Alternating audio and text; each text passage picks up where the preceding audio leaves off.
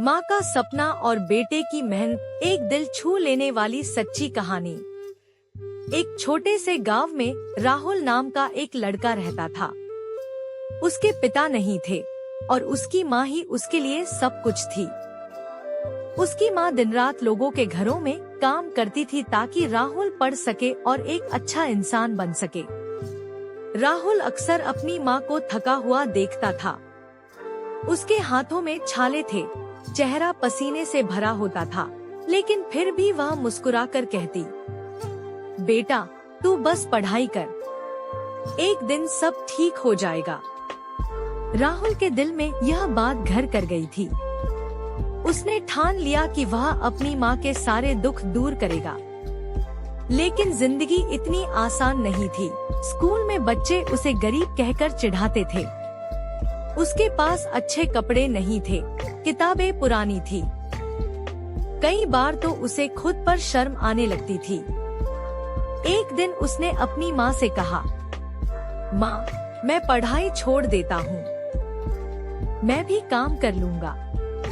माँ की आंखों में आंसू आ गए, लेकिन उसने अपने आंसू छुपाते हुए कहा, अगर तू हार गया तो मेरी सारी मेहनत हार जाएगी बेटा, तू ही मेरी उम्मीद है। उस दिन राहुल ने फैसला किया कि चाहे जितनी मुश्किलें आएं, वह हार नहीं मानेगा। राहुल दिन रात मेहनत करने लगा। सुबह स्कूल जाता, शाम को दूसरों के बच्चों को पढ़ाकर अपनी पढ़ाई का खर्च निकालता।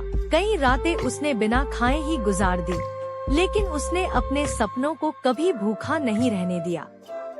धीरे धीरे समय बदला। राहुल ने बोर्ड परीक्षा में पूरे जिले में पहला स्थान हासिल किया। पूरा गांव उसे देखने आया, लेकिन राहुल की नजर सिर्फ अपनी माँ को ढूंढ रही थी। जब वह माँ के पास पहुँचा, तो उसकी माँ की आंखों में गर्व के आंसू थे। राहुल ने माँ के पैरों में सिर रखकर कहा, माँ ये जीत मेरी नहीं, आपकी मेहनत की है। उस दिन पहली बार उसकी माँ ने चैन की सांस ली। कुछ सालों बाद वही राहुल एक बड़ा अफसर बन गया।